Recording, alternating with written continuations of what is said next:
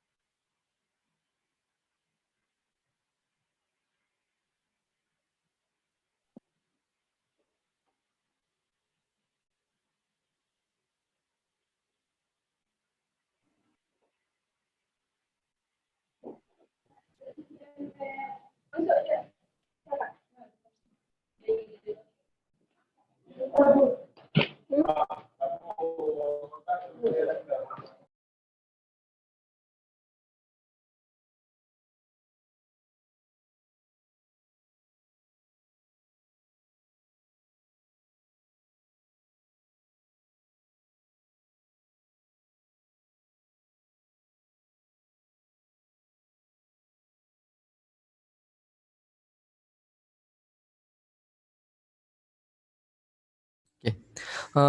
Saya ulangi sekali lagi kepada seluruh presenter, harap diubah namanya. Sebelumnya ditaruh presenter baru nama dia sendiri. Terima kasih.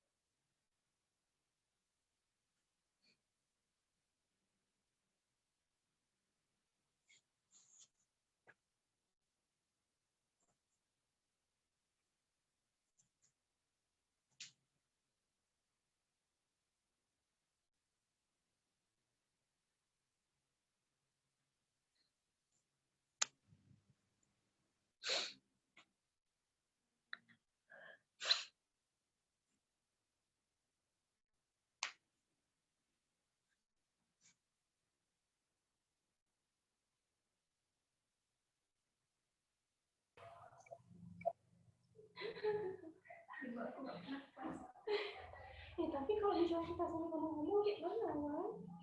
Gak mungkin. Coba saya gitu. Kalau ada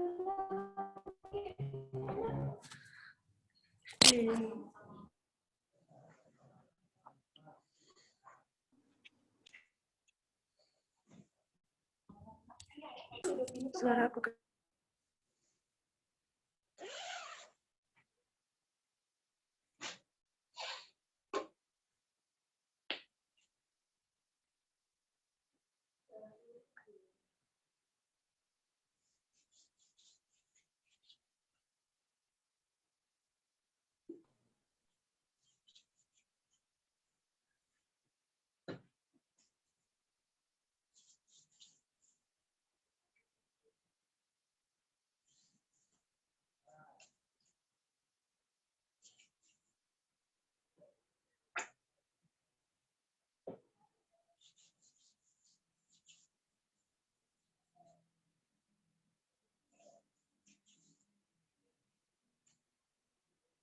Untuk para presenter, apakah rekan-rekannya sudah hadir semua?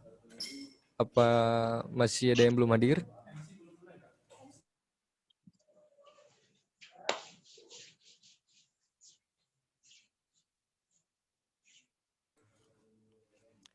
Untuk para presenter, sekali lagi, apakah rekan-rekannya sudah hadir semua? Ini kita sedang menunggu rekan-rekan dari para presenter. Jika sudah ada yang lengkap, boleh diberitahu agar bisa kita mulai. Terima kasih.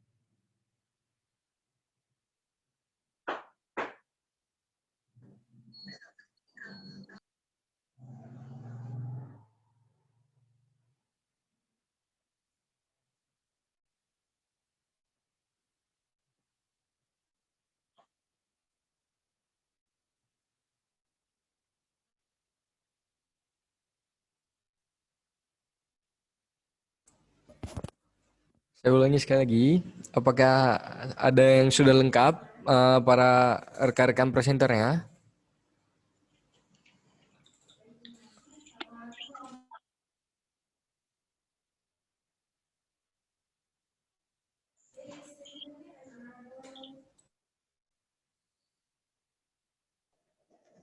Udah lengkap.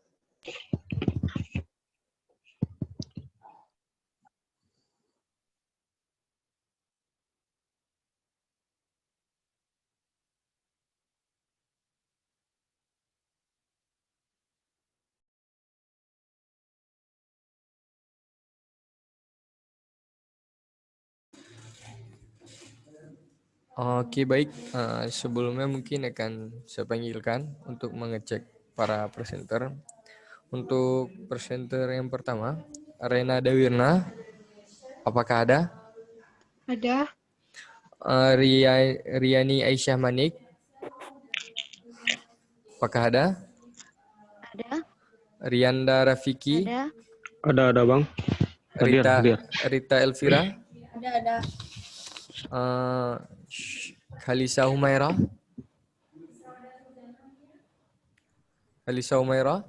apakah ada? Baiknya Syahira Sabika, Ada. baik. Utari Febrina, selanjutnya Zarima, Hadir. Nuzulia Ulfa, Ada. Anita Octavia Nika,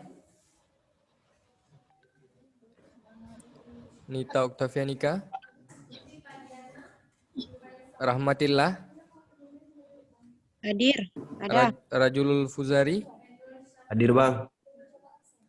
Muhammad Aisyah Rizki, Hadir. Mona Fitra, Hadir. Nadia Yuliana, Hadir. Ayumi Yulia, Hadir. Cut Mulyati, Hadir. Khairul Abdi, Iya hadir bro, hadir bang. Sarah Hadelia, Hadir. Siti Karimah,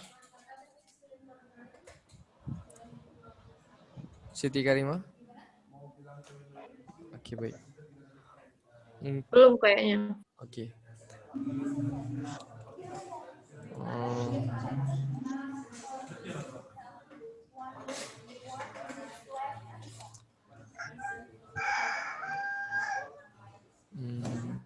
Sebentar.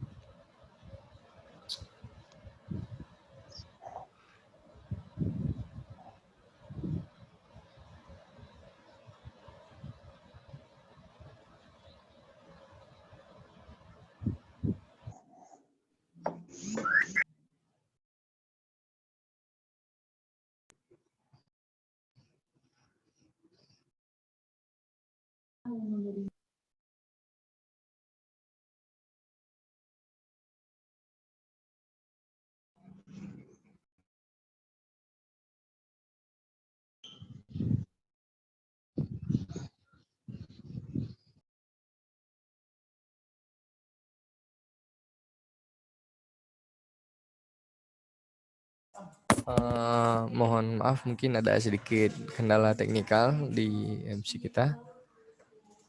Sambil menunggu MC, teman-teman bisa langsung dihubungi rekan-rekannya untuk silakan masuk ke room Zoom. Karena sebentar lagi akan kita mulai. Terima kasih.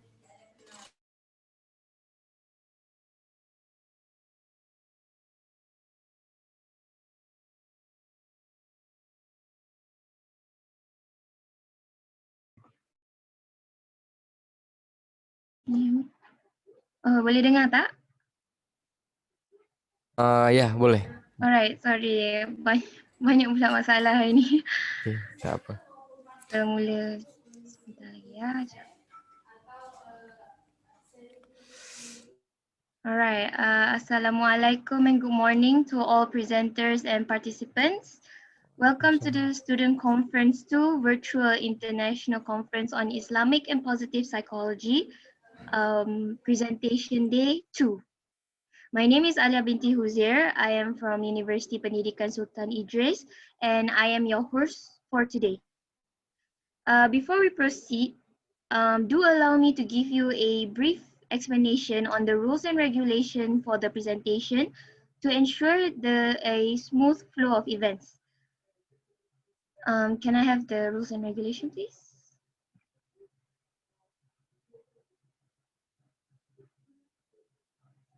Right, thank you.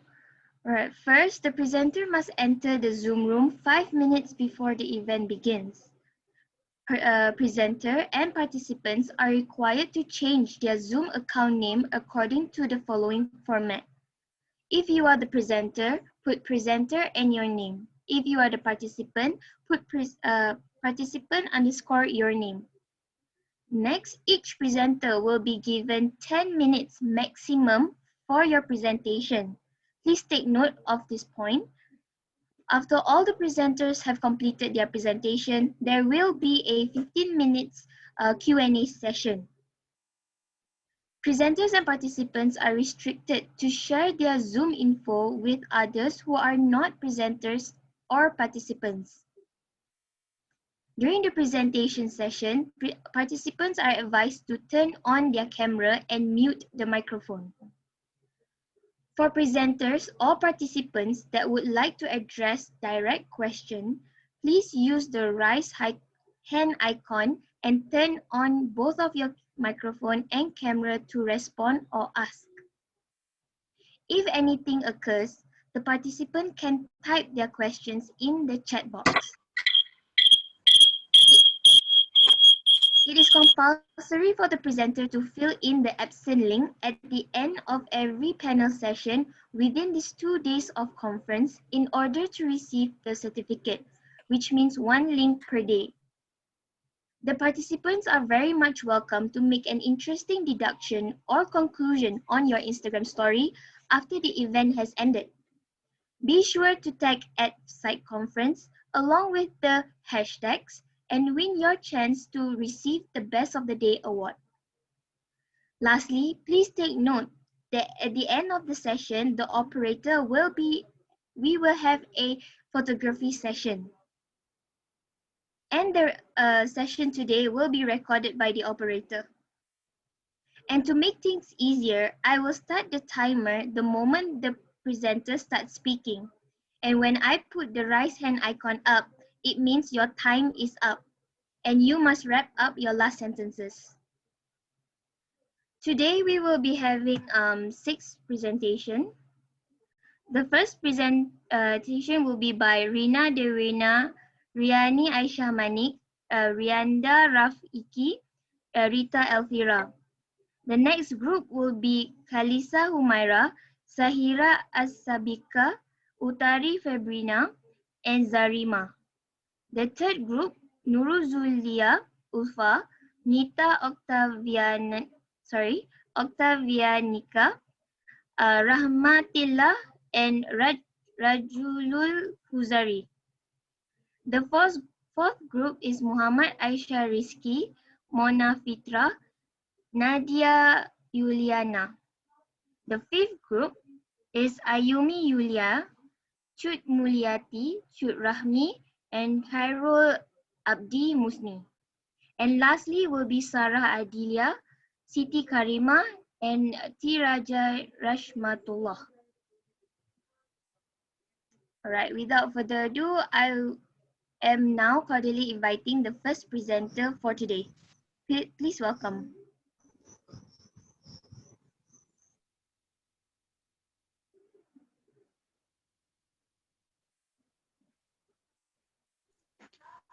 Oke, Assalamualaikum warahmatullahi wabarakatuh. Waalaikumsalam warahmatullahi wabarakatuh. Untuk kru Waalaikumsalam warahmatullahi wabarakatuh. udah bisa mulai sekarang. Oke. Baiklah, sebelumnya kami dari Universitas Islam UIN Araniri, Banda Aceh, Fakultas Psikologi. Hari ini kami akan mempresentasikan hasil penelitian kami yang berjudul Dinamika Kepercayaan Remaja Terhadap Orang Tua ditinjau dari Pendekatan Psikologi Indigenous.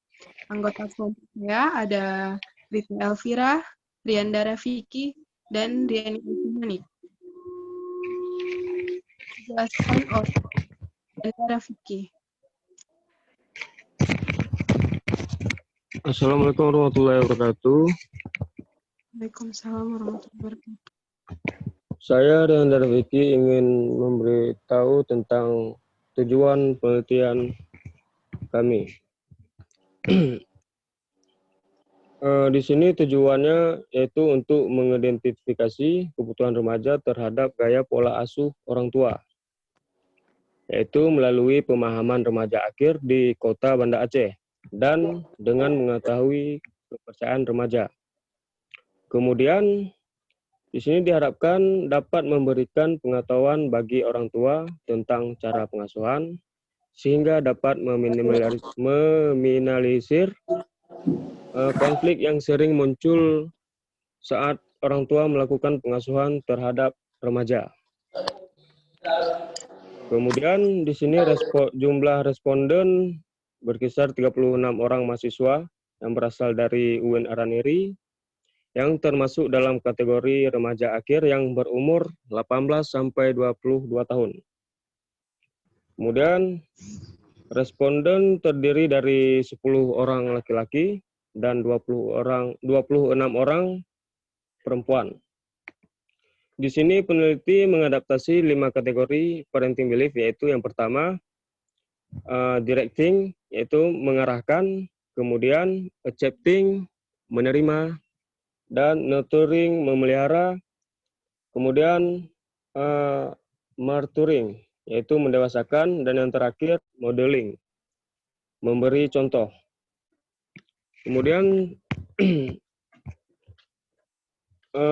pengasuhan parenting yaitu sebuah proses yang membawa hasil karir, melindungi dan membimbing menuju kehidupan yang baru, yang menyediakan sumber daya dasar seperti cinta, perhatian, dan nilai-nilai lainnya. Meskipun hubungan setiap orang tua dan anak bisa dikatakan unik, secara umumnya dapat digambarkan sebagai serangkaian tindakan dan interaksi dari orang tua untuk perkembangan anaknya. Di sini ada teori dari J. Bilski menjelaskan ada 3 pengaruh utama pada proses pengasuhan yang diberikan untuk remaja. Yang pertama yaitu karakteristik anak dan individualitas, kemudian sejarah dan pribadi orang tua dan sumber daya psikologis dari orang tua. Yang terakhir yaitu konteks sosial yang menekan dan mendukung untuk kebutuhan remaja. Baik, selanjutnya akan diteruskan oleh teman saya, yaitu Rita Elvira. Sekian, terima kasih.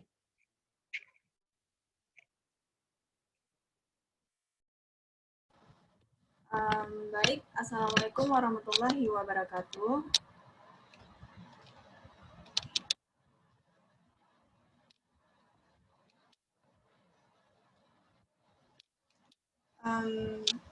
Next, selanjutnya, slide selanjutnya. Lagi. Next. Next. Oke. Baiklah, selanjutnya ada metode penelitian. Nah, jadi metode penelitian ini kami menggunakan metode kuantitatif dengan alat ukur berupa kuesioner, di mana kuesioner itu dibagikan pada subjek yang berjumlah 36 orang, yaitu remaja akhir yang masih berstatus mahasiswa, dengan rentang usia antara 18 sampai 22 tahun. Pengumpulan dan analisis datanya, pengumpulan data kami menggunakan Google Form, sedangkan analisis data kami menggunakan analisis isi, di mana analisis isi ini merupakan teknik penyelidikan yang berusaha menguraikan secara objektif, sistematik, dan kuantitatif. Next. Jadi responden berdasarkan gender itu terbukti bahwa respon terbagi laki-laki dan perempuan. Jadi di sini dapat kita lihat bahwa yang paling dominan itu yaitu perempuan 72%, sedangkan laki-laki 28%. Next.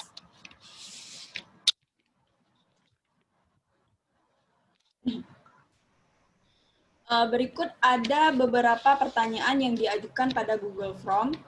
Yang pertama itu, seberapa baik orang tua sebagai teman curhat yang baik terhadap remaja?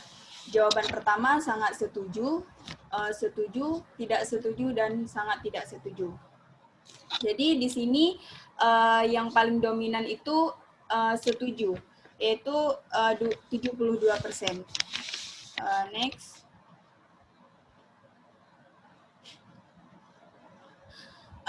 Yang kedua, bagaimana rasa kepedulian orang tua Anda terhadap Anda?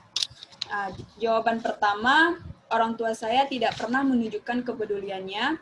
Kedua, menemani setiap kegiatan saya. Ketiga, memberikan keinginan saya sesuai dengan kebutuhan. Keempat, meluangkan waktu setiap hari untuk menanyakan kabar. Jadi di sini terdapat dua jawaban responden yang paling banyak. Yang pertama itu, memberikan keinginan saya sesuai dengan kebutuhan. Itu terdapat 53%, sedangkan meluangkan waktu setiap hari untuk menanyakan kabar itu 44%. Sekian dari saya. Selanjutnya, saya serahkan pada moderator.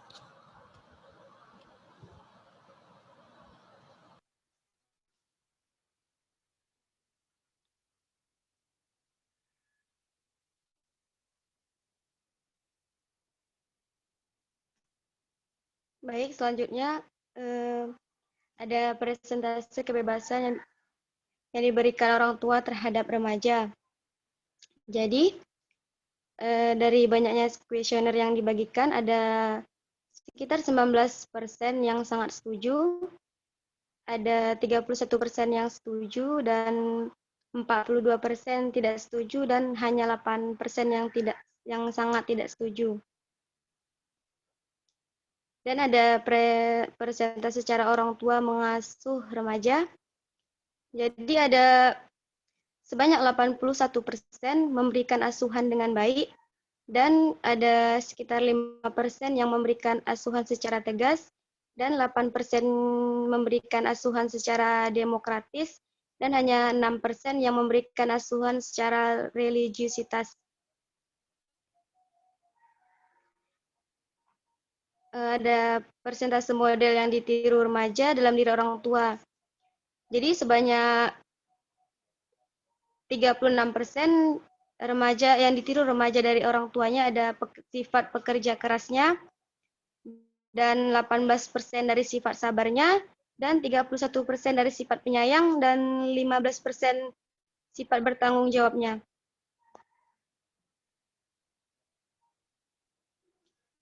Sekian, bisa dilanjutkan oleh yang lain.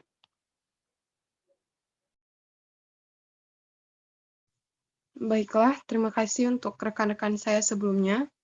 Di sini saya akan memaparkan hasil penelitian. Sebelumnya kami mengadaptasi teori dari Miss Liana yang telah melakukan penelitian sebelumnya dan menghasilkan 5 kategori besar yang saat ini kita pakai untuk menjadikan alat ukur di penelitian kami tentang kepercayaan remaja terhadap orang tua. Jadi, dari hasil penelitian ini, melalui 5 kategori besar atau 5 aspek dari parenting belief. Yang pertama, directing atau mengarahkan. Seperti yang sudah dipaparkan tadi, kami menggunakan pertanyaan tentang bagaimana orang tua Anda mengasuh Anda, dan kami temui 81% remaja memberikan jawaban telah mendapatkan asuhan yang baik. Selebihnya ada yang mendapatkan asuhan secara lebih tegas dan religius. Selanjutnya ada accepting, nurturing, maturing, dan model. Jadi sesuai dengan judul kami ingin mencari mengidentifikasi dinamika kepercayaan orang tua terhadap remaja dapat dilihat dari pertanyaan yang kelima di sini. Apa contoh dari orang tua Anda yang dapat Anda ambil? Rata-rata mereka menjawab pekerja keras, lalu bertanggung jawab. Dinamika kepercayaan juga dapat dilihat dari pertanyaan kami terhadap orang tua melalui 5 kategori besar ini. Nah, jadi yang seperti kami katakan tadi, hasil penelitian ini diadaptasi dari 5 kategori besar sebelumnya dari Miss Liana R. Slide-nya bisa di next. Sorry, that's 10 minutes already, ya. Okay. So make it fast. Thank you. Okay. Next. Next. Next. Oke. Jadi di sini hasil penelitian ini hasil penelitian sebelumnya. Nah, jadi perbedaan dari hasil penelitian sebelumnya di sini sama-sama menggunakan variabel parenting belief. Dan perbedaan ini dengan penelitian sebelumnya adalah kami di sini ingin melihat kebutuhan dinamika kepercayaan remaja terhadap orang tua. Namun dalam penelitian sebelumnya, di situ mereka mengidentifikasi orang tua dan remaja. Mereka memberikan kuesioner tidak hanya kepada orang tua, tetapi juga kepada remaja, sehingga menemukan hasil bagaimana dinamika kepercayaan orang tua terhadap remaja dan dinamika kepercayaan remaja terhadap orang tua. Di sini perbedaannya juga pada penelitian sebelumnya mereka memiliki sejumlah sampel yang cukup banyak dan subjeknya juga 12 tahun, sedangkan kami menggunakan subjek 18 sampai 22 tahun. Next. Jadi kesimpulan dari penelitian ini menunjukkan dinamika kepercayaan terhadap remaja orang tua ditinjau dari pendekatan psikologi indigenous yang diukur menggunakan 5 kategori dari aspek parenting belief. Jadi dapat kami simpulkan di sini bahwasanya parenting belief dinamika kepercayaan remaja terhadap orang tua di Banda Aceh sangat baik, namun ada beberapa seperti kebebasan, di situ kami temui orang tua di Aceh tidak sebagian besar tidak cukup memberikan kebebasan atas anak mereka. Dan hasil selebihnya dinamika kepercayaan remaja terhadap orang tua mendapatkan hasil yang baik. Terima kasih.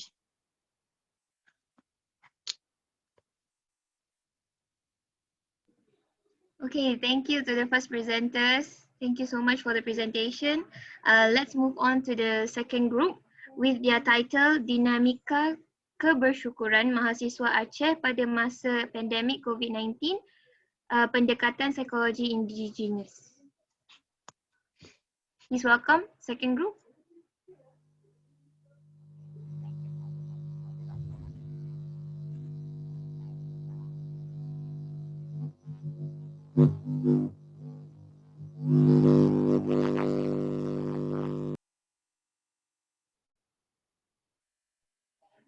cannot hear you.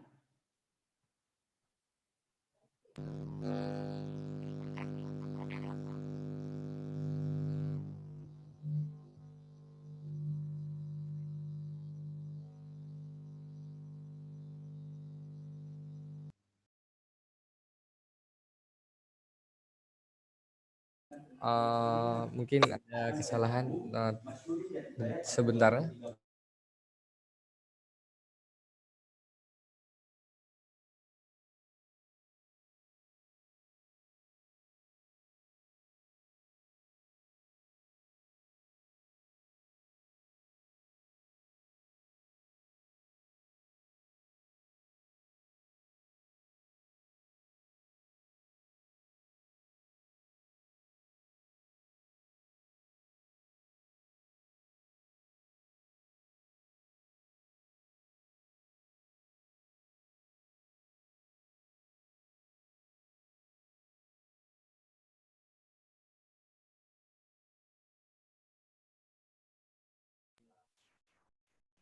Assalamualaikum warahmatullahi wabarakatuh. Mohon maaf sebelumnya tadi ada gangguan teknis.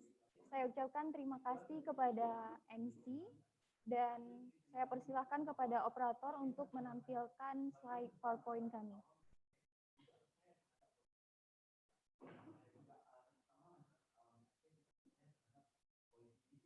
Baik, terima kasih. Perkenalkan, kami dari mahasiswa Fakultas Psikologi UIN Araniri Banda Aceh akan memaparkan hasil penelitian kami, yaitu tentang dinamika kebersyukuran mahasiswa Aceh pada masa pandemi COVID-19, pendekatan psikologi indigenous, yang beranggotakan Syarifah Khalisa Humaira, Sahira Asabika, Utari Febrina, dan Zarima. Kemudian, presentasi yang pertama akan dipaparkan oleh Syarifah Khalisa Humaira. Mohon maaf kepada Sahira Asabika, dipersilakan.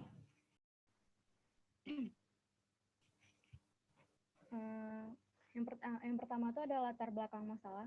Next slide. Syukur merupakan sebuah proses psikologis yang memungkinkan seorang berpikir dan berperilaku sehingga memberikan kebaikan, baik bagi diri sendiri maupun bagi orang lain. Kemampuan bersyukur menjadi hal pendukung yang sangat penting dalam menghadapi situasi yang sulit pada masa pandemi COVID-19. Di tengah situasi pandemi COVID-19, kecemasan dan kekhawatiran dapat memicu seseorang hanya melihat suatu hal dari sisi negatifnya saja, terutama situasi saat ini membuat aktivitas terbatas seiring anjuran untuk bekerja, beribadah, dan belajar dari rumah. Untuk mengubah pikiran negatif menjadi positif, salah satunya dengan bersyukur. Next. Tujuan penelitian yaitu untuk mengetahui hal yang membuat mahasiswa Aceh bersyukur pada masa pandemi COVID-19. Kemudian manfaatnya itu diharapkan dapat menambah wawasan di bidang ilmu psikologi yang berkaitan dengan kebersyukur. Hasil penelitian dapat dijadikan referensi untuk bahan acuan bagi mahasiswa dan akademisi untuk penelitian selanjutnya. Next akan dilanjutkan metode penelitiannya. Metode penelitian yang digunakan pada penelitian ini yaitu metode kuantitatif dengan teknik pengumpulan data open-ended questionnaire pada subjek yang berjumlah 69 mahasiswa dengan rentan usia 19 sampai 26 tahun. Selanjutnya dilanjutkan oleh Zarima.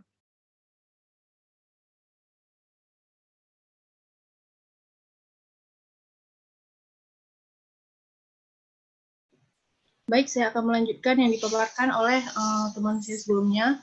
Selanjutnya ada lokasi penelitian. Jadi, lokasi penelitiannya ini mahasiswa yang berasal dari berbagai universitas di Provinsi Aceh. Ada yang dari Universitas Islam Araniri Kota Banda Aceh, Sekolah Tinggi Ilmu Kesehatan Kota Banda Aceh, Universitas Samudra Kota Langsa, Universitas Syah Kuala Kota Banda Aceh, Politeknik Kota Lok Sumawe, Universitas Muhammadiyah Kota Banda Aceh, Universitas Maliku Saleh Kota Lok Sumawe, dan Sekolah Tinggi Ilmu Syariah Nahdlatul Ulama yang berada di Kabupaten Aceh Besar. Next. Selanjutnya ada jumlah responden. Jadi jumlah responden atau partisipan pada penelitian ini terdiri dari 14 mahasiswa laki-laki dan 55 mahasiswa perempuan yang keseluruhannya berjumlah 69 mahasiswa yang terdapat di beberapa fakultas universitas di Aceh dengan rentang usia 19 sampai 26 tahun. Next. Selanjutnya teknik analisis data.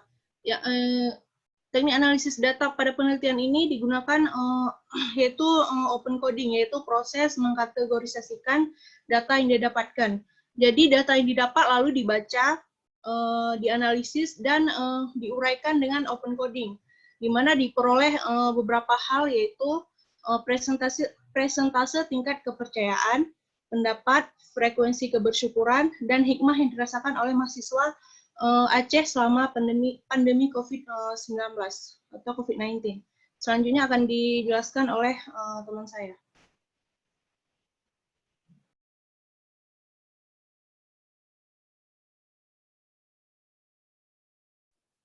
Sorry, unmute your mic, please. Mohon maaf.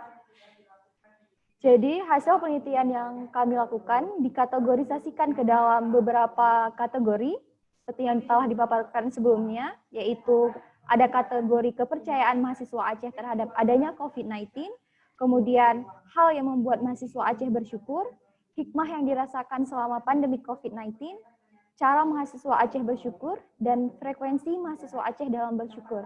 Sehingga dari hasil penelitian menunjukkan bahwa 83% mahasiswa Aceh percaya akan adanya COVID-19 dan 13% lainnya tidak percaya adanya COVID-19.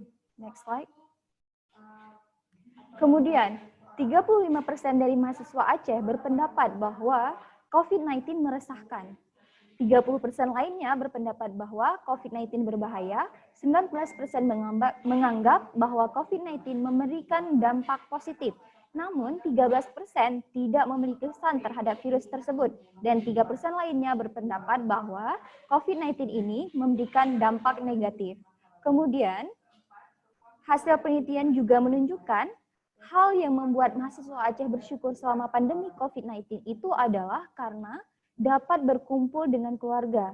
Persentasenya adalah sebanyak 44%, kemudian memiliki banyak waktu luang yaitu sebesar 20%, 19% lainnya karena dalam keadaan sehat, dan 13% tidak merasa bersyukur, serta 4% karena menemukan bakat dan kemampuannya selama pandemi COVID-19. Kemudian, berkumpul dengan keluarga juga merupakan salah satu hikmah yang dirasakan oleh mahasiswa Aceh pada masa pandemi COVID-19 ini, yaitu sebesar 30%. Hikmah lainnya yang dirasakan adalah dapat memahami diri sendiri, yaitu presentasenya sebesar 23%, kesehatan dan kebersihan sebanyak 20%, bersyukur sebanyak 15%, dan merasa lebih dekat selama dengan Allah sebanyak 12%. Kemudian, pada penelitian ini juga menghasilkan 4 kategori cara mahasiswa bersyukur, yaitu sebanyak 40% mahasiswa Aceh bersyukur dengan cara ikhlas, 38% bersyukur dengan cara mengingat Allah, kemudian 9% bersyukur dengan cara memanfaatkan waktu, dan 4% lainnya dengan cara menjaga kesehatan. Dari hasil penelitian juga diperoleh frekuensi bersyukur yang dialami oleh mahasiswa Aceh, yaitu terdapat 54% sering bersyukur, 28% sangat sering bersyukur, 17% pernah bersyukur, dan 1% tidak pernah bersyukur. Selanjutnya, sebanyak 71% dari mahasiswa Aceh pernah lupa bersyukur, 22% tidak pernah lupa bersyukur, 4% sering lupa bersyukur, dan 3% lainnya sangat sering lupa bersyukur.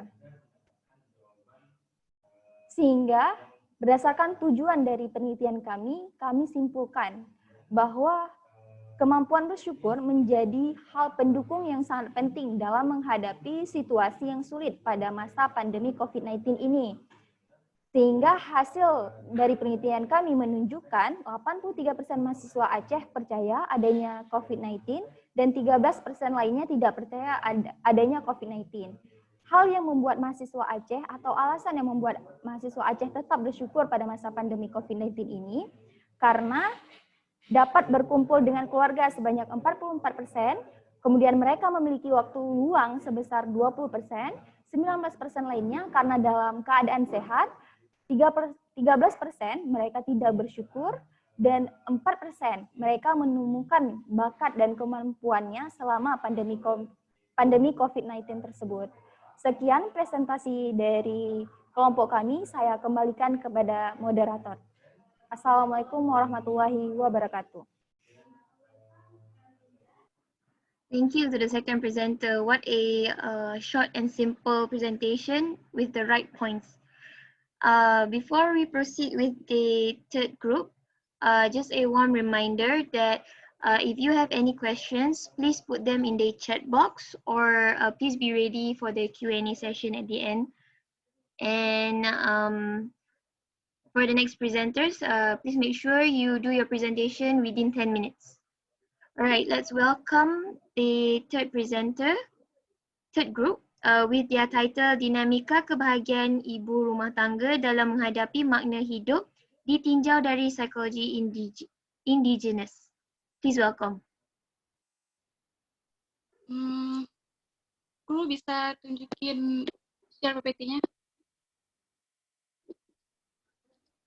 Baik, kami dari kelompok 3 hari Kamis, mahasiswi dari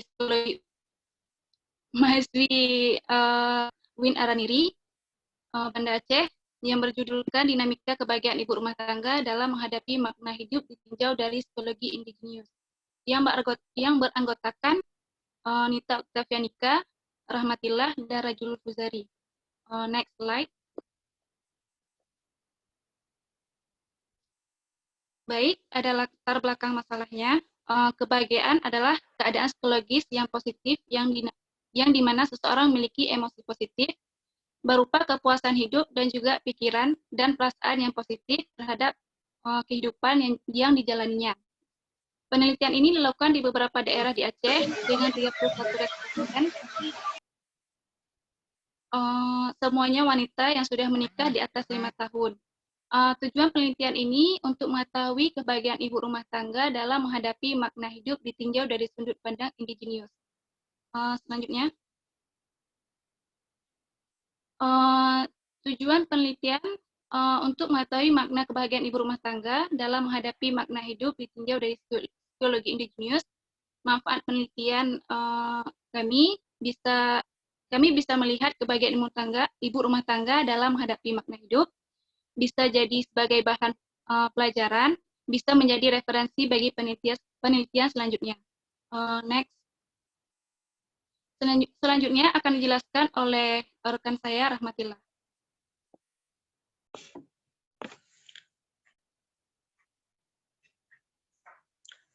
Baik. Nggak bisa ya?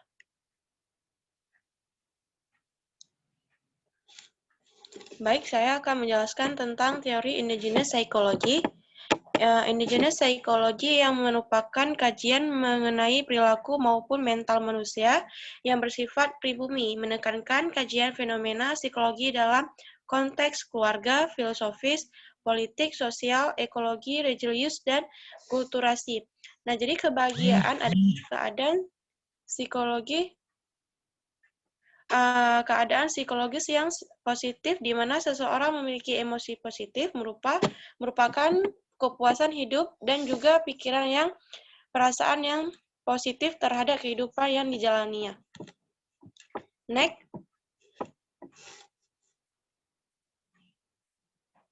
Nah, metode penelitian yang pertama adalah subjek penelitian. Subjek dalam penelitian ini adalah dewasa menikah di atas 5 tahun. Jumlah responden dalam penelitian ini adalah 31 orang, merupakan ibu rumah tangga dan wanita karir. Lokasi penelitian ini adalah di Aceh. Teknik analisa data merupakan metode penelitian kuantitatif dengan jawaban open-ended question. Nah, jadi selanjutnya akan dijelaskan oleh rekan saya. Lanjut.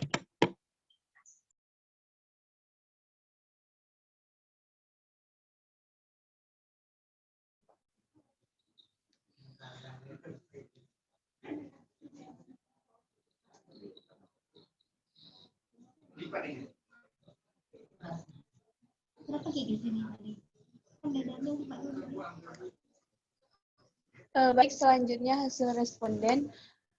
Usia 25 sampai 30 tahun ada 39%. 31 sampai 35 tahun berjumlah 35%. 36 sampai 36 tahun 13%. 45 sampai 46 tahun 13%. Usia pernikahan 5 sampai 9 tahun 60.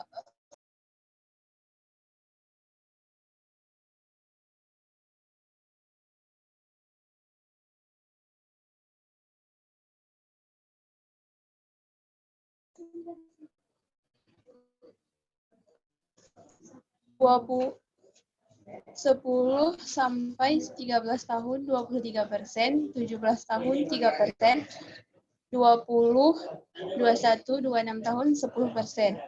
Status pendidikan SMP 1 orang, SMA 8 orang, D3 3 orang, D4 1 orang, S1 16 orang, S2 3 orang. Baik, selanjutnya.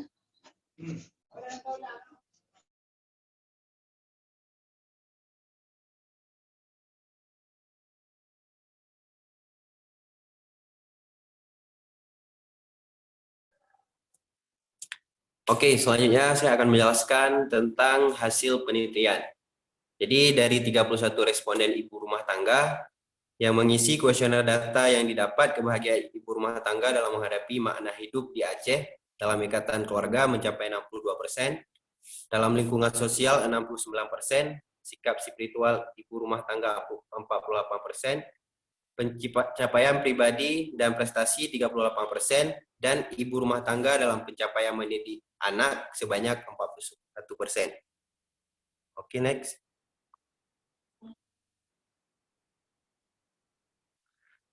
Selanjutnya persamaan dan perbedaan dengan penelitian sebelumnya. Jadi persamaannya, untuk persamaannya yaitu yang pertama sama-sama menggunakan teknik analisis open-ended question ataupun pertanyaan terbuka, dan hasilnya sama-sama bahagia ketika bersama keluarga, relasi sosial, beragama, dan pencapaian prestasi. Kemudian perbedaannya yaitu penelitian sebelumnya menggunakan banyak subjek dengan gender yang ditentukan dan tidak ditentukan. Sedangkan penelitian kami menggunakan subjek ibu rumah tangga yang sudah menikah 5 tahun ke atas. Next.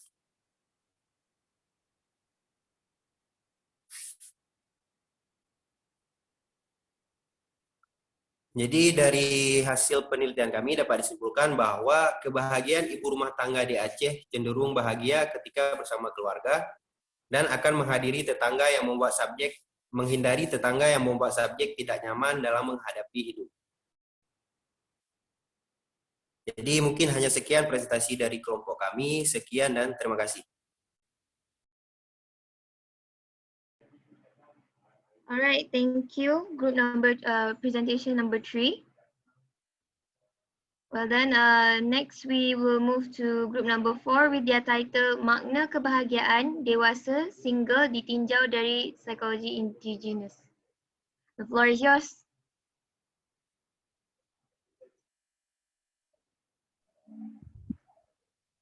Baik, Assalamualaikum warahmatullahi wabarakatuh. Salam. Baik, perkenalkan kami mahasiswa dari UIN Araniri, jurusan psikologi. Jadi judul penelitian kami, orientasi kebahagiaan mahasiswa UIN Araniri Banda Aceh ditinjau dari psikologi indigenous. Oke, lanjut aja ke latar belakang. Itu akan dijelaskan oleh Mona Fitra.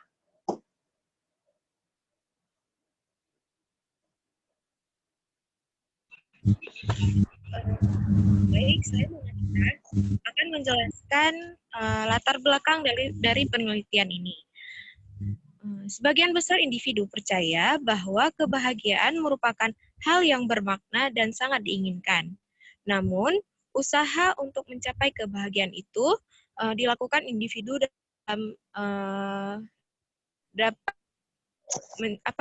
individu dalam mencapai kebahagiaan dapat berbeda-beda berkaitan dengan konsep orientasi kebahagiaan yang dimiliki individu tersebut.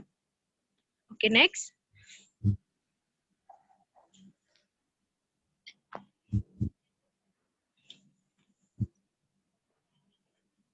Oke, selanjutnya penelitian. Kemudian, tujuan dari penelitian ini untuk menggambarkan kebahagiaan mahasiswa yang memasuki usia dewasa dengan status masih single yang ditinjau dari psikologi indigenous. Kemudian, manfaat penelitiannya terbagi dua, yaitu manfaat teoritis dan manfaat praktis. Manfaat teoritisnya yaitu dapat menambahkan khasanah keilmuan, kemudian bermanfaat bagi pengembangan kajian ilmu psikologi yang lebih lengkap lagi. Kemudian jika ditinjau dari manfaat praktisnya, dapat menjadi informasi tambahan untuk penelitian sejenisnya. Kemudian dapat menjadi informasi tentang gambaran orientasi kebahagiaan mahasiswa UIN Araniri, Banda Aceh.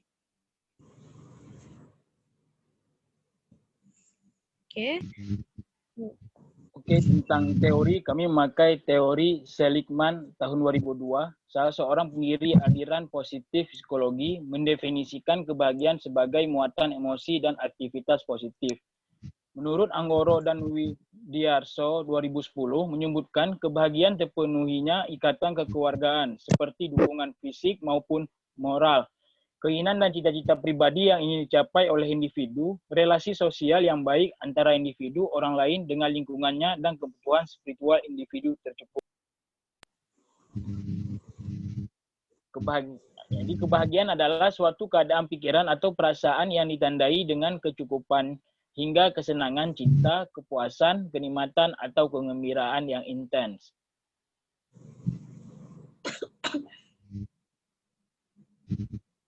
Aspek-aspek kebahagiaan menurut Anggoro dan Widiarso 2010 yang ada 4. Yang pertama, ikatan atau rasa kekeluargaan, prestasi atau pencapaian pribadi, relasi sosial, dan kebutuhan spiritual. Okay, next. Metode penelitian, metode yang digunakan adalah penelitian ini metode kualitatif dan deskriptif yang berbasis pendekatan indigenous psikologi. Baik, jadi akan saya sambung. Itu lokasi penelitiannya itu ada di Banda Aceh dengan respondennya mahasiswa UIN Araniri yang berjumlah 37 responden, 9 responden laki-laki dan 28 responden perempuan. Nah, jadi dari hasil penelitian kami temukan itu 71% kebahagiaan dengan kebersyukuran, 29% kenyamanan, 97% kebersyukuran terhadap apa yang telah diperoleh, 3% sikap kurang bersyukur, 38% kemandirian dalam mengambil keputusan, dan 62% membutuhkan orang lain dalam mengambil keputusan. Next. Nah, jadi dapat kami simpulkan adanya berbagai tingkat kebahagiaan pada mahasiswa UIN Araniri. Data yang telah dikumpulkan dianalisis secara open coding dan diperoleh beberapa hal, yaitu menunjukkan gambaran makna kebahagiaan dengan kebersyukuran 71%, kenyamanan 29%, kebersyukuran terhadap apa yang telah diperoleh sebanyak 97%, sedangkan sikap kurang bersyukur sebanyak 3%. Selanjutnya, kemandirian dalam mengambil keputusan sebanyak 38%. Sedangkan yang membutuhkan bantuan dari orang lain dalam mengambil keputusan sebanyak 62%. Baiklah, sekian dari kelompok ini. Assalamualaikum warahmatullahi wabarakatuh.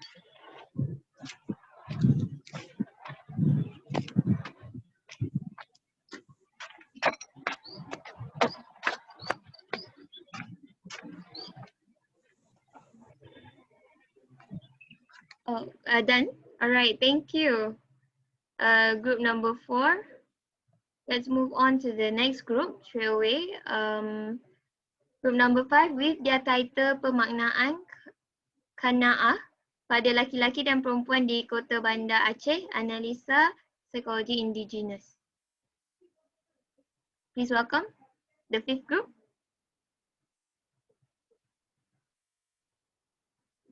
Ya. Panitia, tolong share PPT ya.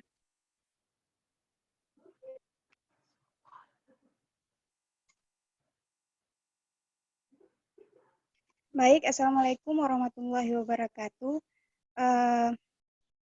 Perkenalkan, kami mahasiswa Universitas Islam Negeri Araniri, Fakultas Psikologi, dengan judul penelitian yaitu Pemaknaan Qanaah pada laki-laki dan perempuan di Kota Banda Aceh, Analisa Psikologi Indigenous. Yang pertama akan dijelaskan oleh teman saya yaitu Cut Mulyati.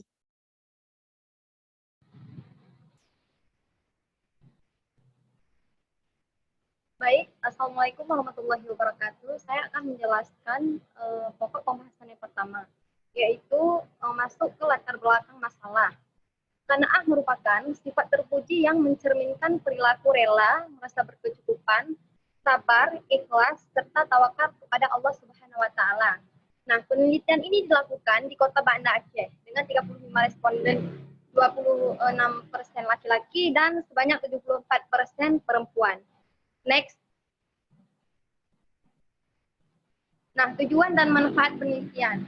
Manfaat penelitian ini sendiri adalah untuk mengetahui seberapa besar pemaknaan qanaah pada laki-laki dan perempuan, termasuk menerima apa adanya, selalu bersyukur, sabar, dan berserah, selalu berusaha. Nah, tujuan dari penelitian ini sendiri adalah untuk mengetahui perbedaan pemaknaan qanaah antara laki-laki dan perempuan. Next. Nah, selanjutnya kita masuki pada teori. Nah, teori indigenous psychology. Indigenous psychology ini merupakan kajian mengenai perilaku maupun mental manusia yang bersifat pribumi, menekankan fenomena psikologi dan konteks keluarga, filosofis, politik, sosial, ekologi, religius, dan kultural. Nah, selanjutnya qanaah. Qanaah merupakan sifat terpuji yang mencerminkan perilaku rela, merasa berkecukupan, sabar, ikhlas, serta tawakal kepada Allah Subhanahu wa Ta'ala. Nah, selanjutnya akan dilanjutkan oleh teman saya.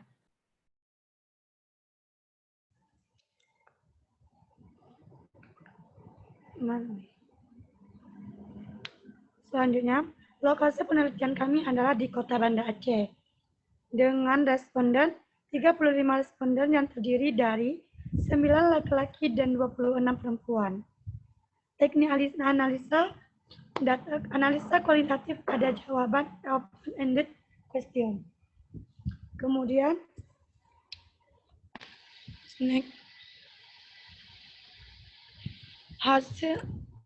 dapat hasil responden, presentasi responden berdasarkan gender. 35 responden terdiri dari 9 laki-laki dan 26 perempuan.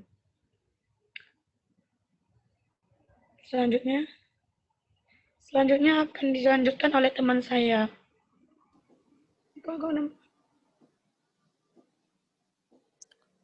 Baik, saya usia 19 tahun ada 2 orang. Usia 20 tahun ada 7 orang, kemudian ada usia 21 tahun ada 15 orang. Kemudian ada usia 22 tahun 9 orang, usia 23 tahun ada 1 orang, kemudian usia 24 tahun ada 1 orang. Usia responden, kemudian next. Dari 35 responden yang memiliki 26% diantaranya adalah laki-laki dan 74 perempuan. Hasil penelitian ini menunjukkan 89% laki-laki merasa puas apa yang mereka miliki saat ini dan 92% perempuan sangat puas dengan apa yang mereka miliki saat ini. 67% laki-laki sangat bersyukur dengan rezeki yang Allah berikan dan 80% perempuan sangat bersyukur atas rezeki yang Allah berikan. Kemudian ada 56% laki-laki akan tetap berusaha jika gagal. dan 64% perempuan tetap berusaha jika gagal. Untuk pertanyaan, perilaku yang mencerminkan qanaah, 80% perempuan menjawab bersyukur. Kemudian 16% selalu berusaha, 4% sabar dan berserah, sedangkan 67% laki-laki menjawab bersyukur. Dan 11% selalu berusaha, 11% sabar dan berserah. Kemudian 11% menerima apa adanya. Setelah dilakukan analisis dan statistik, ditemukan bahwa antara laki-laki dan perempuan terdapat perbedaan dalam qanaah. Dapat dikatakan bahwa perempuan lebih berqanaah dibandingkan laki-laki. Kemudian lanjutkan teman saya. Baik, selanjutnya ada perbedaan dan bersamaan dengan penelitian sebelumnya. Perbedaannya yaitu penelitian sebelumnya hanya melihat persepsi qanaah secara umum, sedangkan untuk sekarang yang dilihat adalah perbedaan pemaknaan qanaah dari sudut pandang laki-laki dan perempuan. Untuk persamaannya, yaitu penelitian sebelumnya dan sekarang sama-sama menggunakan teknik analisis open-ended questionnaire dan hasilnya qanaah sama-sama memiliki atribun atau hasil penerimaan apa adanya, selalu bersyukur, sabar dan berserah, serta selalu berusaha. Selanjutnya.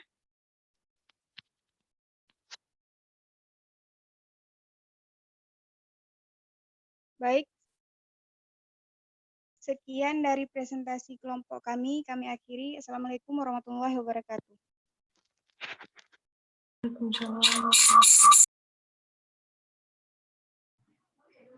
Okay, thank you, Group 5, for that fruitful presentation. We have almost coming to an end with our session. Let's welcome the last group presented by Sarah Adilia, Siti Karima, and Tiraja Rashmatullah. Please welcome. Oke. Assalamualaikum warahmatullahi wabarakatuh. Alhamdulillah, pada kesempatan ini kami akan presentasikan hasil penelitian kami, yaitu tentang peran ayah dalam mendidik anak pada masyarakat Aceh, tinjauan psikologi indigenes. Nah, para peneliti adalah Sarah Adilia, Siti Karimah, Tengku Raja Rahmatullah. Oke. Selanjutnya, latar belakang masalah. Substansi pada zaman dulu, pada pengasuhan adalah ibu lebih banyak berada di rumah sebagai wujud dari pengasuhan untuk menjaga dan merawat anak, sebagai implementasi dari pengasuhan untuk memenuhi nafkah batin anak. Nah, sedangkan substansi perlindungan adalah bapak lebih banyak berada di luar rumah mencari dan menafkahi lahir sebagai implementasi dari perlindungan. Nah, namun di zaman sekarang, substansi dan implementasi dari kedua hal tersebut mengalami perubahan. Hal ini karena terjadinya perubahan dalam struktur dan pola hubungan antar anggota keluarga. Elia pada 2000, serta pada perubahan paradigma peran orang tua yang berhubungan dengan peran publik dan domestik karena perubahan awal terbentuknya keluarga menurut Divani. Nah, tujuan penelitian ini bertujuan memperoleh gambaran deskriptif mengenai pandangan anak terhadap ayah dalam hal mendidik anaknya. Nah, permasalahan penelitiannya adalah bagaimana cara ayah dalam mendidik anaknya.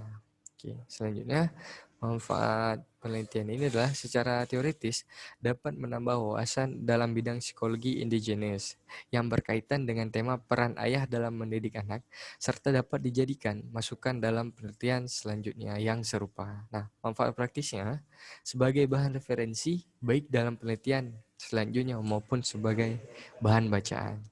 Oke, selanjutnya akan dipresentasikan oleh saudara saya, rekan saya, Siti Karimah. Untuk beliau dipersilakan.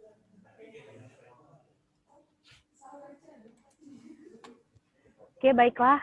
Jadi saya akan memperjelas landasan teori. Menurut J. Verkuil dalam Ilya 2000 menyebutkan bahwa seorang ayah pada tahun pertama kehidupan anaknya adalah membantu ibu dalam merawatnya.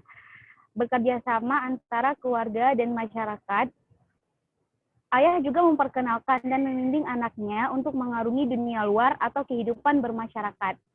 Nah, sedangkan Richard C. Harselson pada tahun 2000 berpendapat bahwa ayah bertanggung jawab atas 3 tugas utama. Nah, yang pertama, ayah haruslah mengajar anaknya tentang Tuhan dan mendidik anaknya dalam ajaran agama. Yang kedua, seorang ayah haruslah mengambil peran sebagai pimpinan dalam keluarganya. Dan yang ketiga, ayah haruslah bertanggung jawab atas disiplin. Nah, jadi maksudnya seorang ayah juga harus mengajarkan seorang anaknya untuk disiplin. Sedangkan menurut Kartini Kartono, tahun 1995 menyebutkan beberapa kewajiban orang tua terhadap anak adalah mendidik dan mengasuh anak-anaknya serta memenuhi segala kebutuhan, baik secara jasmani maupun rohani. Sedangkan Mapir 1990 menyebutkan beberapa kewajiban orang tua, yaitu membina mental atau moral anak-anaknya. Oke, selanjutnya. Nah, di beberapa budaya, khususnya di Indonesia, memiliki anak dengan jenis kelamin tertentu dipandang secara positif. Nah, maksudnya mungkin kalau misalnya punya anak laki-laki itu dipandang positif atau anak perempuan. Karena di budaya tersebut berpendapat bahwa jika memiliki anak dengan jenis kelamin tertentu dapat menghasilkan kekayaan. Karena anak adalah tenaga kerja, anak adalah penjamin masa depan, anak adalah pelampiasan kegagalan masa lalu orang tua, dan anak adalah bagian dari proses biologis alamiah dalam kehidupan manusia. Slide selanjutnya. Oke, jadi metode penelitian, pada penelitian kami, sampel dan populasinya adalah masyarakat Aceh di atas 17 tahun. Nah, jumlah partisipannya ada 30 orang, terdiri dari 12 laki-laki dan 18 perempuan. Instrumen penelitiannya menggunakan kuesioner dengan pertanyaan terbuka. Lokasi penelitian di Aceh. Oke, selanjutnya.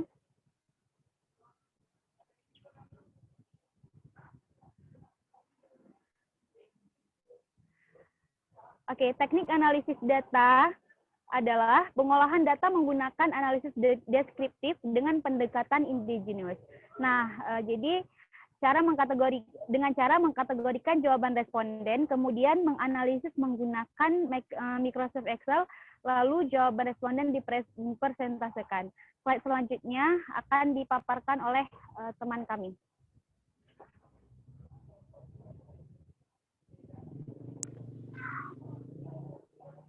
Oke, terima kasih. Saya akan menjelaskan mengenai persentase responden berdasarkan gender.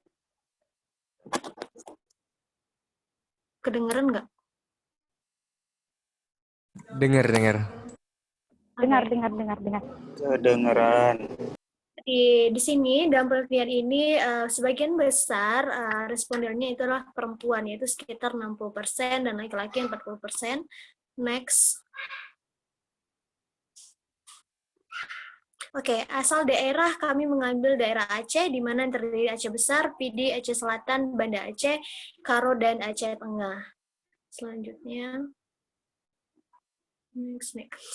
Jadi usianya dari usia 17 tahun ke atas sampai dengan 26 dengan spesifikasi masyarakat awam atau bisa dikatakan orang yang awam dalam hal pendidikan ataupun intelektual.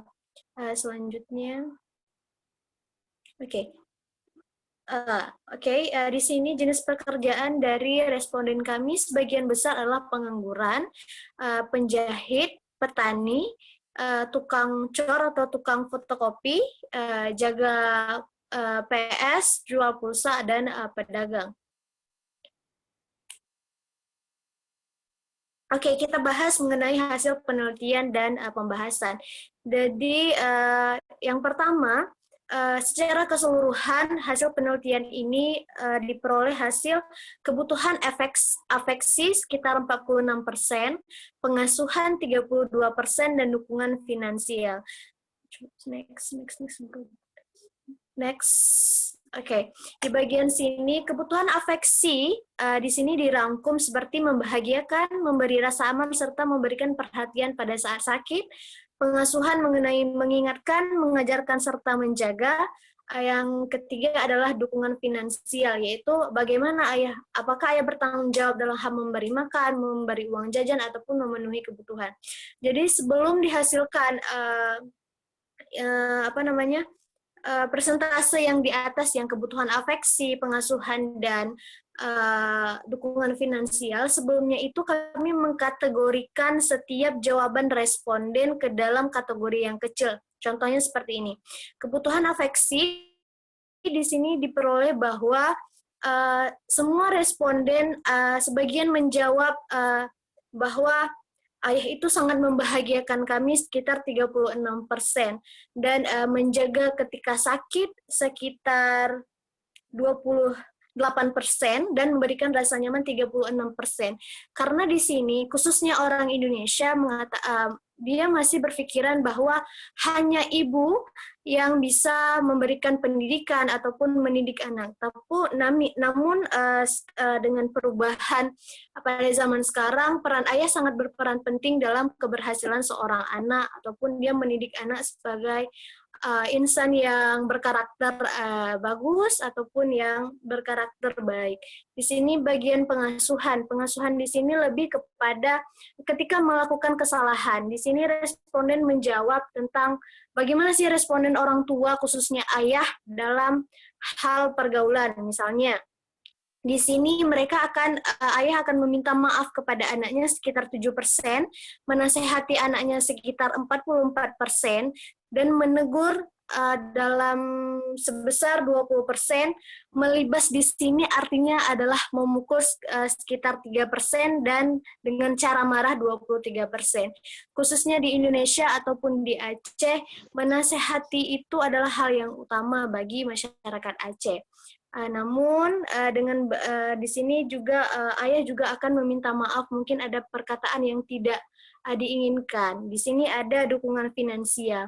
Semua responden mengatakan bahwa ayah bertanggung jawab terhadap kebutuhan sehari-hari mereka. Namun alasannya ada dua alasan yang dikemukakan responden. Yang pertama, ayah itu bertanggung jawab karena memang dia adalah kepala keluarga sekitar 13%. Dan selebihnya 87% mengatakan bahwa ya memang ayah itu yang bekerja di rumah, otomatis ayah yang membiayai semua kehidupan mereka. Oke, next. Perbedaan dengan penelitian sebelumnya, penelitian ini sebenarnya diadopsi dari penelitian sebelumnya yang dilakukan oleh Hermione. Namun titik perbedaannya adalah lokasi, di mana lokasi penelitian Hermione adalah di Pekanbaru, Riau, dengan jumlah sampel 166 remaja SMA, diantaranya 67 pria dan 99 perempuan. Namun kami melakukannya di Aceh dengan jumlah sampel 30 orang. Di sini metode yang dilakukan oleh Hermione adalah kualitatif dan kuantitatif. Namun kami melakukan penelitian dengan cara metode kualitatif. Selanjutnya, ada juga penelitian sebelumnya pada tahun 2011. Di sini dikatakan bahwa mereka lebih kepada pengasuhan seorang anak, bukan hanya untuk mendidik tapi mengasuh. Di sini penelitiannya ada di Semarang dengan kriteria laki-laki dewasa dan sudah memiliki anak, dan pengambilan sampelnya secara insidental atau bisa disebut dengan mereka langsung terjun ke satu daerah untuk menemukan responden. Namun kami di sini ada menyebarkan GFROM kepada orang, gitu sih. Di sini hasil penelitiannya adalah kebutuhan afeksi sebesar 46%, pengasuhan sebesar 32%, serta dukungan finansial sebesar 22%. Dalam komponen kebutuhan afeksi dapat ditarik kesimpulan terdapat adanya faktor memberikan saja rasa nyaman sebesar 36%, menjaga ketika sakit 28%, serta memberikan kebahagiaan sebesar 36%. Namun selanjutnya komponen pengasuhan, di mana cara ayah dalam merespon anak ketika membuat kesalahan, yaitu dengan menegur 20%, memukul sebesar 3%, marah sebesar 23%, membina 3%, meminta maaf 7%, dan yang terakhir menasehati sebesar 44%. Maaf. Komponen terakhir yaitu dukungan finansial, di mana responden menjadi sebagai kepala keluarga sebesar 13% dan bekerja 87%. Kesimpulan dari penelitian ini bahwa menurut pandangan anak, peran ayah dalam mendidik anaknya itu berdasarkan yang pertama kebutuhan afeksi, yaitu membahagiakan, memberikan rasa aman, serta memberikan perhatian pada saat sakit. 2. Pengasuhan seperti memberikan nasihat, mengingatkan, mengajarkan, serta menjaga. 3. Dukungan finansial seperti memberi uang jajan serta memenuhi kebutuhan. Terima kasih.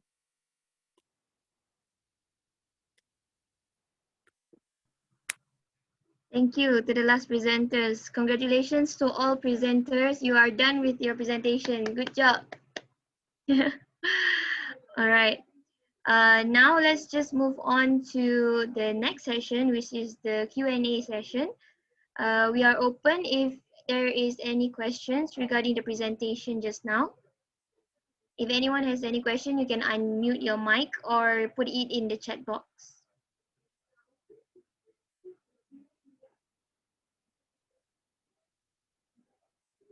Anyone have any questions?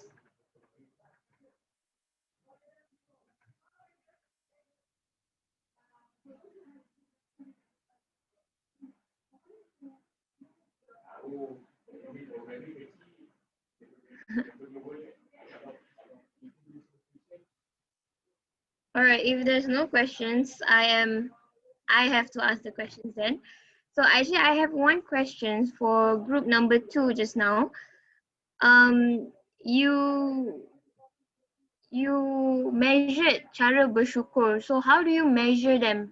How do you know if that person betul-betul bersyukur, or like how do you know if your participant like syukur? How do you measure them?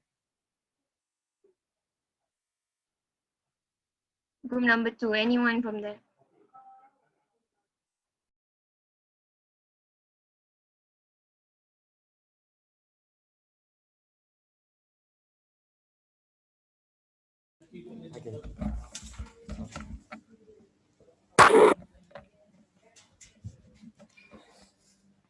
I'm so sorry, karena mikrofonnya tidak berfungsi, jadi saya harus menjawab dari kru. Jadi tadi MC bertanya tentang bagaimana peneliti mengukur kebersyukuran kepada mahasiswa Aceh tersebut. Jadi kami mengadopsi beberapa indikator dan aspek yang digunakan oleh peneliti sebelumnya, yaitu yang diteliti pada remaja Bugis Makassar. Jadi ada beberapa aspek yang kemudian diadopsi dan dipertimbangkan budayanya berdasarkan budaya Aceh. Kemudian ada beberapa pertanyaan terbuka yang ditanyakan dan dijawab oleh responden berdasarkan jawaban pribadi masing-masing, seperti apa alasan mereka bersyukur, seperti itu. Jadi kami kategorikan berdasarkan respon dari si respondennya, seperti itu. Apakah sudah menjawab? Yes, okay, thank you so much. Okay. Thank you for answering You're that. welcome. Is there anyone have any other questions?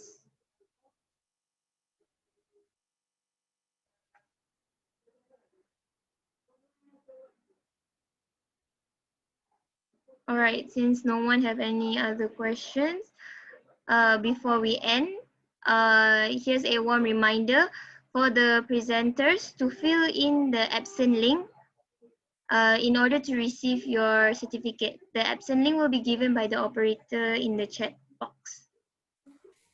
Oke, jadi ada pemberitahuan untuk seluruh peserta dan presenter. Nanti link absennya akan dibagikan ketika semuanya masuk ke apa namanya itu? Zoom umum. Nah, karena nanti ada acara penutupan. Nah, di acara penutupan nanti akan dibagikan link absen. Nah, nanti kawan-kawan bisa akses absennya di situ. Nanti karena nanti adanya pengumuman best speaker pada bentar lagi mungkin. Baik, MC sebelumnya kalau bisa apa nama dia? Nah, ya. Tangkap gambar. Siap. Oke, ya, tangkap gambar. Okay. Please, presenters and participants, switch on your camera. Let's have a photography session. Fix your tudung. Brush your hair. The operator will take the picture now. Oke, semuanya posisi depan kamera. Kalau bisa tersenyum biar nampak kita bahagia hari ini ya. Hilangkan semua masalah. Oke, kepada presenter dan semuanya tolong dihidupkan kamera. Oke, yang baru bangun tidur silahkan cuci muka. Ya. Semangat kan kawan. Siapa nih? Rayanda Rafiki, Sarah Adelia, Vira Maulidia. Biar nanti. Oh, Sarah ada hidup. Oke, baik. Sedikit lagi. Kawan-kawan semuanya tolong dihidupkan. Oke. Oke. Siap-siap ya. Posisi tersenyum. Oke, siap ya. Kita hitung mundur. Oke, semua siap posisi masing-masing. 1, 2, 3. Senyum. Oke, udah sekali lagi. Satu lagi, sekali lagi. 1, 2, 3. Senyum. Oke, yang punya utang lupakan dulu. Insya Allah hari ini sudah selesai semuanya. Saya kembalikan kepada MC. Okay, thank you, operator. With that, we have come to an end for our session today. I would like to express our gratitude to the presenters and participants for being with us today. Let's end our conference presentation today with Surah Al-As and Tasbih Kifarah.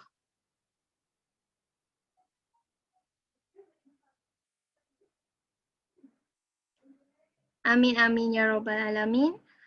On behalf of our committee and myself, I would like to apologize for any of our shortcomings throughout this course of event.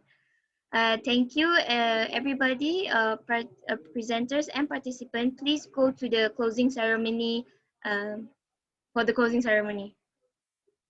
Thank you and have a nice day, everyone. Stay safe.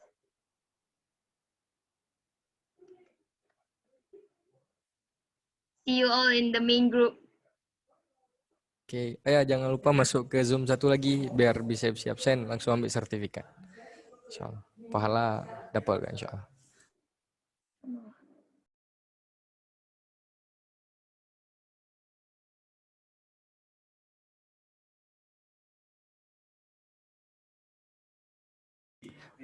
Berarti nanti absennya ke sana kan? Ya. Semangat, semoga harinya indah, lupakan semua masalahnya. Alia, udah keluar. Udah keluar. Alia cepat dia keluar. Dipanggil cikgu gitu.